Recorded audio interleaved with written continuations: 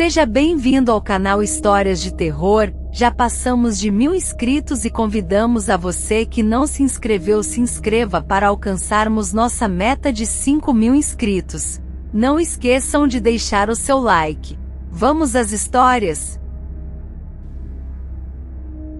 Eu sou um rapaz de 23 anos. Moro em um bairro bastante seguro e geralmente sempre tranco minhas portas. Ontem à noite, aparentemente não travei. Não fazia muito tempo desde que eu havia levado meus cachorros para fora pela última vez e estava desligando a TV quando um deles começou a rosnar. Não era muito estranho, já que ele às vezes faz isso quando as pessoas passam pela casa. Então, ouvi a porta da frente abrir e alguém entrar. Meu cachorro então começou a latir.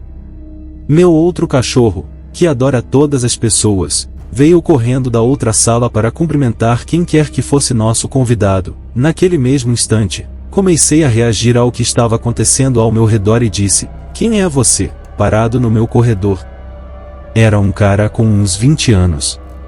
Ele era magro e alto. "Eu não acho que estou no lugar certo", ele disse. Ele parecia genuinamente confuso.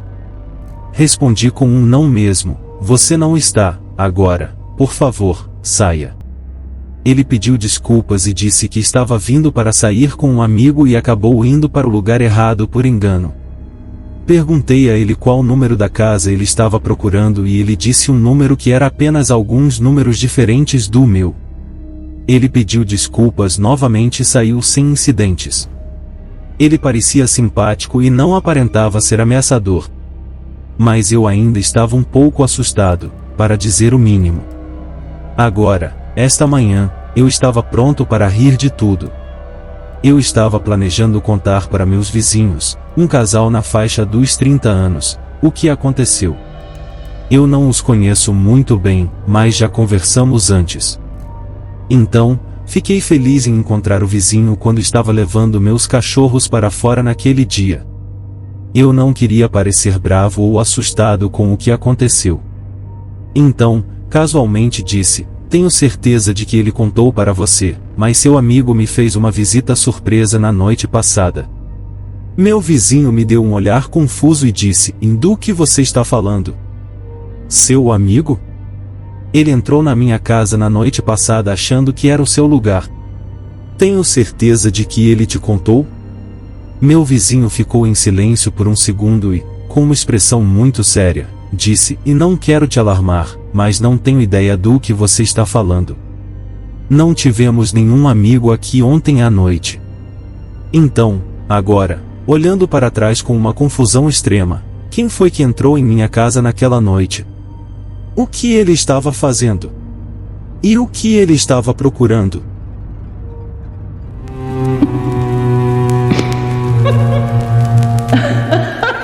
Contei esta história para um amigo recentemente e ele parecia genuinamente surpreso. Pensei que algo parecido acontece com todo mundo. Eles sugeriram compartilhar minha história, então este parecia um lugar adequado. Era o verão de 1998, no quente deserto da Califórnia. Eu tinha 5 anos e estava no banco da frente do carro conversível da minha mãe. Ele mal funcionava, mas os bancos eram de veludo vermelho. O rádio funcionava e poder levantar o teto conversível quase compensava a falta de ar-condicionado. Meus dias eram normalmente passados em uma creche, onde as babás, como minha mãe solteira, trabalhavam longas horas para nos sustentar. Eu não me importava. Isso apenas significava que os dias como hoje eram ainda mais especiais. Minha mãe estava nos levando para o aniversário do meu primo em outro condado, que teria jogos, bolo e sorvete. Ela tinha nos levado ao McDonald's antes de partirmos em nossa viagem. Eu pedi um lanche feliz com um Simba de pelúcia do Rei Leão como brinquedo. Isso será importante mais tarde. Nosso conversível entrou na autoestrada e, na maior parte do tempo, foi uma viagem agradável e sem incidentes. Lembro-me do barulho alto dos carros e do vento quente. Fiquei ciente do caminhão quando ele se aproximou atrás de nós. Virei no banco para ver um enorme caminhão cinza nos seguindo de perto. Minha mãe muda para a faixa da direita, assumindo que ele vai nos ultrapassar. Mas ele se coloca na mesma altura que o nosso carro, abre a janela e começa a gritar com a gente para parar no meio da estrada. No meio do deserto, na rodovia. Minha mãe o ignora e me diz para fazer o mesmo. Lembro-me de me sentir desconfortável, mas menos assustado do que irritado. Eu pensei, hoje é o meu dia de diversão, nos deixe em paz. Acho que foi a falta de reação que irritou o homem ou talvez esse fosse o plano dele o tempo todo. Ele rapidamente muda para nossa faixa e basicamente nos força para fora da estrada, para o acostamento. Minha mãe faz o melhor para manter o controle do carro e não fazer contato com outro veículo, mas isso é praticamente impossível. O inconfundível som de metal esmagando ecoa, e ambos os veículos param no acostamento de uma rodovia deserta, sem ninguém por perto para ajudar ou lugares para ir. Minha mãe me verifica para ver se estou bem e permanece em seu lugar. Se fosse eu, não sei se teria esperado para confrontar esse homem com uma criança no carro depois disso. Teria ficado atordoado. No entanto, minha mãe é e sempre será do tipo durona, que não tem medo de nada, especialmente quando sente que foi prejudicada. E, é claro, ela não tinha ideia do que ia acontecer em seguida. Num piscar de olhos, o homem está do lado do motorista, gritando sobre os danos em seu carro e como eles foram causados por lixo de comida que voava do conversível, caindo no para-brisa dianteiro e bloqueando sua visão. Ele começa a exigir compensação, que minha mãe saia do carro e vá olhar para o carro dele. Nesse ponto, minha mãe se recusa a sair do carro. Ela aponta para um telefone público a uma boa distância e diz que é melhor chamar a polícia e deixá-los lidar com isso. Mas essa não é a resposta que o homem raivoso queria. Num movimento, o homem agarra a parte de trás da cabeça da minha mãe e a golpeia 2, 3 vezes, esmagando-a no volante, deixando-a inconsciente e levantando-a como um saco de batatas. Ele a larga na beira da estrada e pula no banco do motorista. A chave ainda está na ignição e ele liga o carro. Eu ainda não tinha reagido. Acho que estava em um estado absoluto de choque. Só quando senti o carro se movendo e voltando para a estrada é que percebi o que havia acontecido. E quando me atingiu com força. Eu fiquei furioso pelo que ele fez com minha mãe. Lembro-me de segurar meu bichinho de pelúcia pelo rabo enquanto saía do meu assento e começava a gritar: "Você é o homem mais cruel do mundo inteiro." Eu corri até ele e o arranhei e chutei, sem me importar com o que iria acontecer comigo, apenas queria que este homem pagasse pelo que fez com minha mãe. Usei o meu Simba para arranhá-lo e funcionou muito bem. Quando as pessoas começaram a ver uma combinação de uma mulher deitada na estrada, um diabo da Tasmânia de 5 anos batendo em algum pervertido, elas começaram a alertar as autoridades. Não me lembro muito depois disso. Lembro que os policiais chegaram e sentamos na parte de trás de uma viatura. Eles me deram um urso de pelúcia e fizeram muitas perguntas. Minha avó me pegou. Minha mãe foi para o hospital, onde felizmente não teve nenhum dano grave, apenas o nariz quebrado e um pouco de torcicolo. Nunca chegamos na festa do meu primo e nunca vimos aquele caminhão novamente. Sempre serei grato pelo meu grande companheiro, Simba, por estar ao meu lado durante tudo isso, embora eu não saiba quais eram as intenções do homem. Olhando para trás e sabendo a área em que vivíamos, não me surpreenderia nem um pouco se esse homem tivesse usado alguma substância ilegal.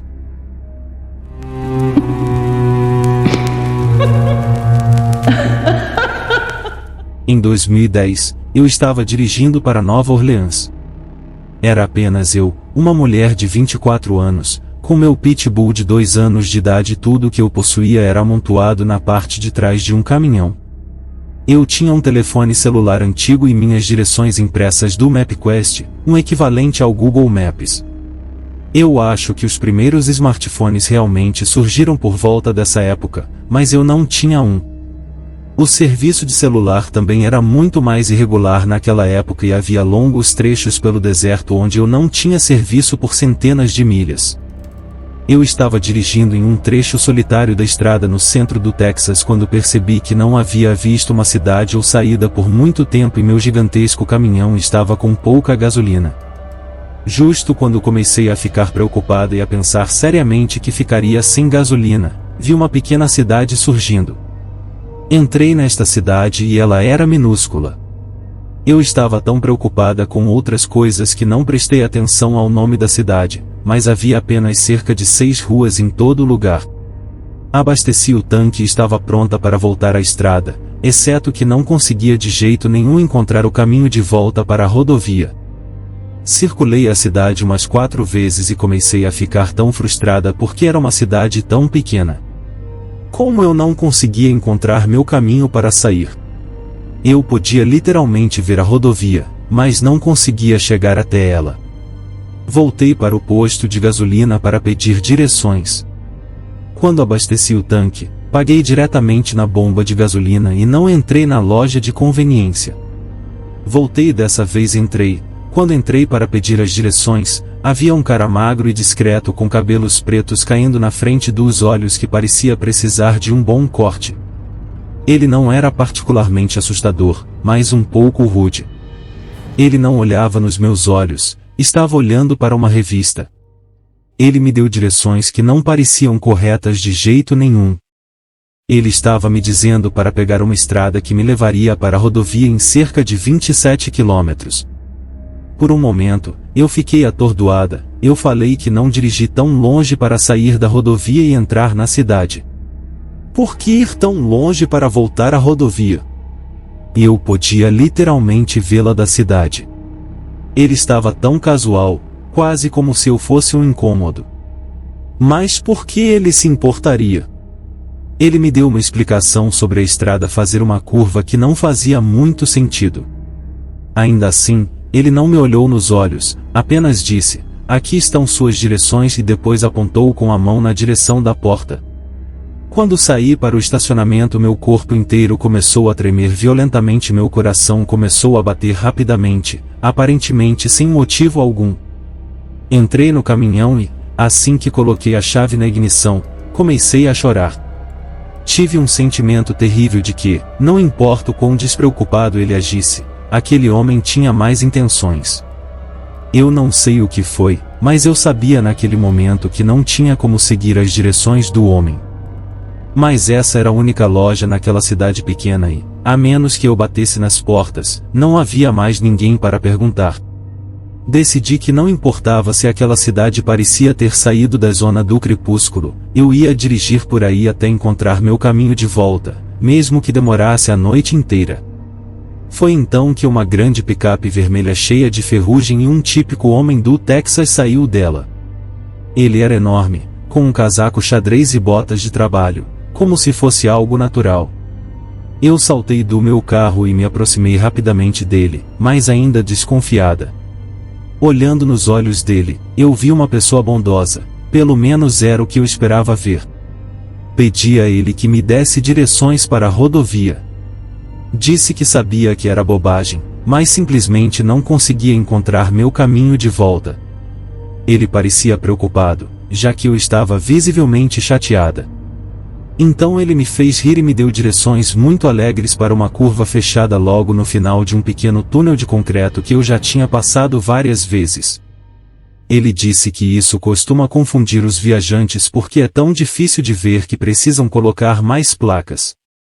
Com um sentimento de apreensão no estômago, perguntei a ele quantos quilômetros eram de volta para a rodovia. Ele riu e me olhou engraçado, como se eu fosse uma tola por ter perguntado. Eu diria que é no máximo 2 quilômetros, ele disse. Você pode ver a rodovia bem daqui, neste ponto. Agradeci, mas eu não pude evitar, eu precisava saber para onde as direções que o homem do posto me deu levavam. Quando perguntei a ele, o texano olhou para mim com muita atenção e perguntou como eu sabia sobre aquela rota. Era bem longe e geralmente apenas os moradores locais sabiam sobre ela. Então eu disse a ele. Ele ficou quieto por alguns minutos e depois perguntou como era o atendente se eu tinha um mapa do estado. Não tinha, apenas o meu MapQuest, que não ajudava nesta situação. Ele foi até o caminhão dele e pegou um mapa local esfarrapado da caixa de luvas. Espalhando para mim, ele traçou a rota que descrevi. O caminho que o homem do posto de gasolina me disse para ir levava para longe da cidade, para longe da rodovia interestadual, e levava aparentemente para o meio do nada. Ele me disse que a estrada ia a cerca de 27 quilômetros antes de acabar no deserto.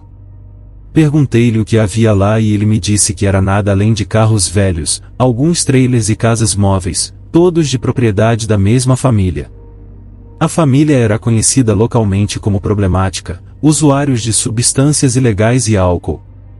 E estas eram as coisas boas que os habitantes da cidade tinham a dizer sobre eles. O atendente fazia parte desta família e morava naquela estrada. Eu nunca esquecerei o olhar nos olhos do homem quando ele me disse isso. Ele também me disse que eu era esperta por seguir meus instintos, ele me disse para ter cuidado ao viajar por lá. Seguindo a sua rota eu consegui sair da cidade e penso no que teria acontecido caso eu seguisse a rota do atendente. Para qual tipo de problema ele me enviaria? E o pior, o que eles fariam comigo?